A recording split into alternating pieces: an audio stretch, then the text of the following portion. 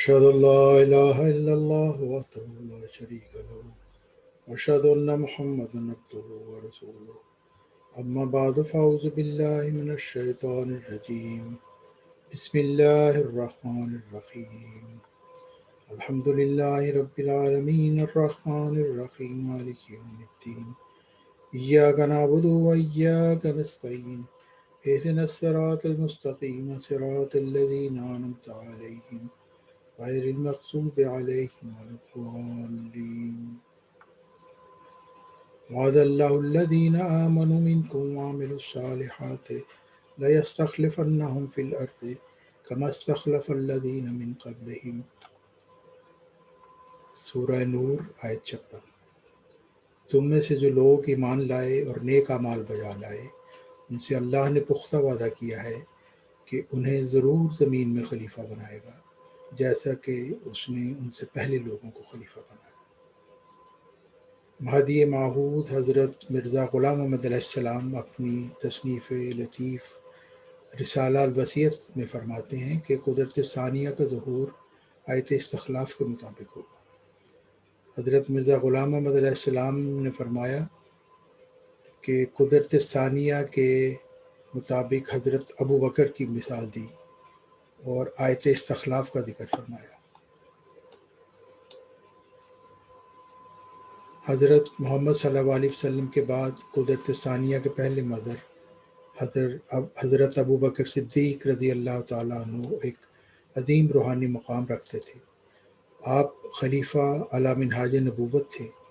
اور نور نبوت سے منور تھے۔ انبیاء کے قوا رکھتے تھے مگر آپ نبی نہیں تھے، کیونکہ خاتم النبیین حضرت محمد مصطفیٰ صلی اللہ علیہ وسلم کے فوری بعد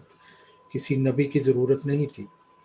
بلکہ ایک عظیم الشان رسول کے ایک عظیم الشان خلیفہ کی ضرورت تھی۔ حضرت ابو بکر صدیق رضی اللہ تعالیٰ عنہ مجدد بھی نہیں تھے، کیونکہ پہلی اسلامی صدی میں تو خود خاتم النبیین حضرت محمد مصطفیٰ صلی اللہ علیہ وسلم موجود تھے، اور آیت استخلاف کے دوسرے دور کے خلفاء کا سلسلہ حدیث مجددین کے مطابق دوسری صدی ہجری سے شروع ہونا تھا، جیسا کہ سنن ابو داؤد کتاب الملاحم میں مذکور ہے۔ قال رسول اللہ صلی اللہ علیہ وسلم ان اللہ عز وجل یبعث لهذه الامة على راس كل مئة سنة من یجدد لها دینها، یعنی اللہ تعالیٰ ہر صدی کے سر پر اس امت کے لیے ایک شخص کو مبعوث فرمائے گا جو اس کے لیے دین کو تازہ کر دے گا۔ حضرت مرزا غلام محمد علیہ السلام نے بھی آیت استخلاف کی تفسیر میں دو ادوار کا ذکر فرمایا ہے۔ ایک دور وہ جس کا آغاز خاتم النبیین حضرت محمد مصطفیٰ صلی اللہ علیہ وسلم کے وصال کے بعد قدرت ثانیہ کے پہلے مظہر اور خلیفہ علی منہاج نبوت حضرت ابو بکر صدیق رضی اللہ تعالیٰ عنہ سے ہوا، اور پھر دوسرا دور دائمی روحانی خلافت کا دور جو سلسلہ مجددین کی صورت میں قیامت تک جاری ہے۔ حضرت مرزا غلام محمد علیہ السلام فرماتے ہیں، اے وہ لوگو جو ایمان لائے،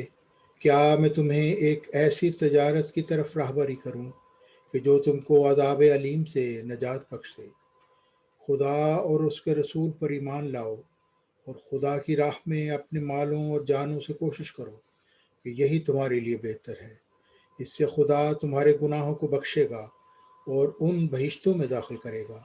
جن کے نیچے نہریں بہتی ہیں، اور وہ محل عطا کرے گا کہ جو پاک اور جاویدانی بہشتوں میں ہیں۔ یہی انسان کے لیے سعادت عظمیٰ ہے۔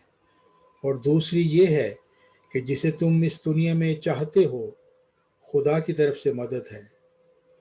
جسے تم اسی دنیا میں چاہتے ہو خدا کی طرف سے مدد ہے، اور فتح قریب ہے، اور سست مت ہو اور غم مت کرو، اور انجام کار غلبہ تمہیں کو ہوگا اگر تم ایمان پر قائم رہو گے، اور تم یہودیوں اور عیسائیوں اور دوسرے مشرکوں سے بہت کچھ دل دکھانے کی باتیں سنو گے، اور اگر تم صبر کرو گے اور ہر یک طور کی بے صبری اور اضطراب سے پرہیز کرو گے تو ان لوگوں کے مکر کچھ بھی تمہارا بگاڑ نہیں سکیں گے۔ خدا نے تم میں سے بعض نیکوکار ایمانداروں کے لیے یہ وعدہ ٹھہرا رکھا ہے کہ وہ انہیں زمین پر اپنے رسول مقبول صلی اللہ علیہ وسلم کے خلیفے کرے گا، انہی کی مانند جو پہلے کرتا رہا ہے، اور ان کے دین کو کہ جو ان کے لیے اس نے پسند کر لیا، یعنی دین اسلام کو زمین پر جما دے گا اور مستحکم اور قائم کر دے گا، اور بعد اس کے کہ ایماندار خوف کی حالت میں ہوں گے، یعنی بعد اس وقت کے کہ جب باعث وفات حضرت خاتم الانبیاء صلی اللہ علیہ وسلم کے یہ خوف دامنگیر ہوگا کہ شاید اب دین تباہ نہ ہو جائے، تو اس خوف اور اندیشہ کی حالت میں خدا تعالی خلافت حقہ کو قائم کر کے مسلمانوں کو اندیشہ ابتری دین سے بے غم اور امن کی حالت میں کر دے گا، اور وہ خالصاً میری پرستش کریں گے اور مجھ سے کسی چیز کو شریک نہیں ٹھہرائیں گے۔ یہ تو ظاہری طور پر بشارت ہے، مگر جیسا کہ آیات قرآنیہ میں عادت الہیہ جاری ہے، اس کے نیچے ایک باطنی معنی بھی ہیں، اور وہ یہ ہیں کہ باطنی طور پر ان آیات میں خلافت روحانی کی طرف بھی اشارہ ہے، جس کا مطلب یہ ہے کہ ہر یک خوف کی حالت میں جب محبت الہیہ دلوں سے اٹھ جائے اور مذاہب فاسدہ ہر طرف پھیل جائیں اور لوگ روبہ دنیا ہو جائیں گے اور دین کے گم ہونے کا اندیشہ ہوگا، تو ہمیشہ ایسے وقتوں میں خدا روحانی خلیفوں کو پیدا کرتا رہے گا کہ جن کے ہاتھ پر روحانی طور پر نصرت اور فتح دین کی ظاہر ہو، اور حق کی عزت اور باطل کی ذلت ہو، تا ہمیشہ دین اپنی اصلی تازگی پر عود کرتا رہے اور ایماندار جلالت کے پھیل جانے اور دین کے مفقود ہو جانے کے اندیشہ سے امن کی حالت میں آ جائیں۔ پھر بعد اس کے فرمایا کہ ایک گروہ نے عیسائیوں اور یہودیوں میں سے یہ چاہا ہے کہ کسی طرح تم کو گمراہ کریں، اور وہ تم کو تو کیا گمراہ کریں گے،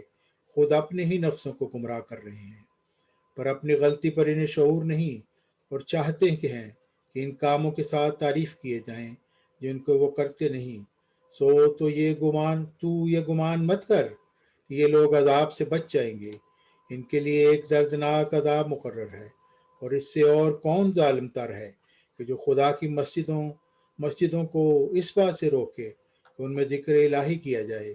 اور مسجدوں کے خراب اور منہدم کرنے میں کوشش کرے۔ یہ عیسائیوں کی بد چلنی اور مفسدانہ حرکت کا حال بتلایا ہے، جنہوں نے بیت المقدس کا کچھ پاس نہ کیا اور اسے متکبرانہ جوش میں آ کر منہدم کیا، اور بعد اس آیت کے فرمایا کہ جن عیسائیوں نے ایسی شوخی کی ان کو دنیا میں رسوائی درپیش ہے اور آخرت میں عذاب عظیم۔ ہم نے زبور میں ذکر کے بعد لکھا ہے کہ جو نیک لوگ ہیں وہی زمین کے وارث ہوں گے، یعنی ارض شام کے۔ کہے اے بار خدایا، اے مالک الملک، تو جسے چاہتا ہے ملک دیتا ہے اور جس سے چاہتا ہے ملک چھین لیتا ہے،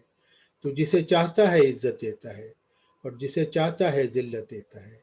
ہر یک خیر کہ جس کا انسان طالب ہے تیرے ہی ہاتھ میں ہے، تو ہر یک چیز پر قادر ہے۔ کافروں کو کہہ کہ اگر تم خدا کی بندگی نہ کرو تو وہ تمہاری پرواہ کیا رکھتا ہے، سو تم نے بجائے طاعت اور بندگی کے جھٹلانا اختیار کیا، سو ان قریب اس کی سزا تم پر وارد ہونے والی ہے، اور تم یقیناً جانو کہ تم خدا کو اس کے کاموں میں کبھی عاجز نہیں کر سکتے، اور خدا تمہیں رسوا کرے گا۔ وہ لوگ کہ جو تمہارے ناحق کے جنگوں اور قتل کے ارادوں سے ظلم رسیدہ ہیں، ان کی نسبت مدد دینے کا حکم ہو چکا ہے، اور خدا ان کی مدد پر قادر ہے۔ وہ کریم اور رحیم ہے، جس نے امیوں میں انہی میں سے ایک ایسا کامل رسول بھیجا کہ جو باوجود امی ہونے کے خدا کی آیات ان پر پڑھتا ہے اور انہیں پاک کرتا ہے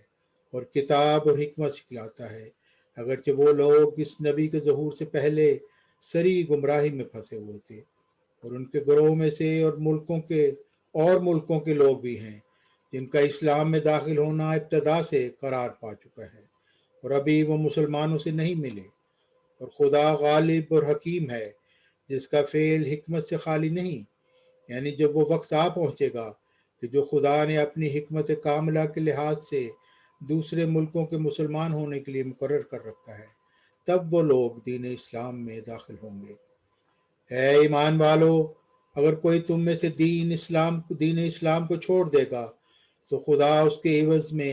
ایک ایسی قوم لائے گا جن سے وہ محبت کرے گا اور وہ اس سے محبت کریں گے۔ وہ مومنین کے آگے تذلل اختیار کریں گے اور کافروں پر غالب اور بھاری ہوں گے۔ یعنی خدا کی طرف سے یہ وعدہ ہے کہ ہمیشہ یہ حال ہوتا رہے گا۔ اگر کوئی ناقص الفہم دین اسلام سے مرتد ہو جائے گا تو اس کے مرتد ہونے سے دین میں کچھ کمی نہیں ہوگی، بلکہ اس سے ایک شخص کے عوض میں خدا کئی وفادار بندوں کو دین اسلام میں داخل کرے گا جو اخلاص سے اس پر ایمان لائیں گے اور خدا کے محب اور محبوب ٹھہریں گے۔ اور وہ تمام کافر کہ جو دین اسلام کے روکنے اور بند کرنے کے لیے اپنے مالوں کو خرچ کر رہے ہیں، وہ جہاں تک ان کا بس چلے گا خرچ کریں گے، اور آخر کار وہ تمام خرچ ان کے لیے تعسف اور حسرت کا موجب ہوگا اور پھر مغلوب ہو جائیں گے۔ خدا نے تم کو بہت سے ملکوں کی غنیمتوں کا عطا کرنا وعدہ کیا تھا، تو ان میں سے ایک پہلا امر یہ ہوا خدا نے یہودیوں کے قلعے تمام مال و اسباب تم کو دے دیے اور مخالفوں کے شر سے تم کو امن بخشا تو مومنین کے لیے ایک نشان ہو۔ اور خدا تم کو دوسرے ملک بھی یعنی فارس اور روم وغیرہ بھی عطا کرے گا۔ تمہاری طاقت ان پر قبضہ کرنے سے عاجز ہے اور خدا کی طاقتیں ان پر محیط ہو رہی ہیں، اور خدا ہر یک چیز پر قادر ہے۔ یہاں تک تو وہ پیشن گوئیاں ہیں جن میں ظاہری بشارتیں ہیں۔ پھر بعد اس کے باطنی بشارتوں کی طرف اشارہ فرما کر کہا، کافر اور مشرک کے جو شرک اور کفر پر مریں ان کے گناہ نہیں بخشے جائیں گے، اور خدا ان کو ان کے کفر کی حالت میں اپنی معرفت کا راہ نہیں دکھلائے گا، ہاں جہنم کا راہ دکھلائے گا جس میں وہ ہمیشہ رہیں گے۔ اور جو لوگ خدا اور اس کے رسول پر ایمان لائے وہی ہیں جو خدا کے نزدیک صدیق ہیں، ان کے لیے اجر ہوگا، ان کے لیے نور ہوگا، ان کو اسی زندگی میں بشارتیں ملیں گی، یعنی وہ خدا سے نور الہام کا پائیں گے اور بشارتیں سنیں گے جن میں وہ ان کی بہتری اور مدح اور ثنا ہوگی، اور خدا ان کی سچائیوں کو روشن کرے گا۔ خدا نے جو وعدہ کیا ہے وہ سب پورا ہوگا انشاءاللہ تعالی۔ مضمون جاری ہے، باقی اگلے خطبہ میں انشاءاللہ تعالی۔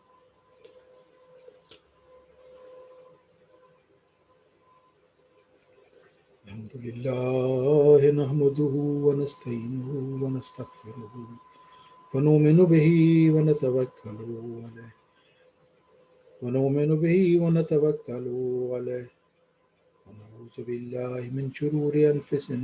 انفسنا ومن سیئات اعمالنا من يهده الله فلا مضل له ومن يضلل فلا هادي له ونشهد أن لا إله إلا الله وحده لا شريك له ونشهد أن محمدا عبده ورسوله عباد الله رحمكم الله إن الله يأمر بالعدل والإحسان وإيتاء ذي القربى وينهى عن الفحشاء والمنكر والبغي يعظكم لعلكم تذكرون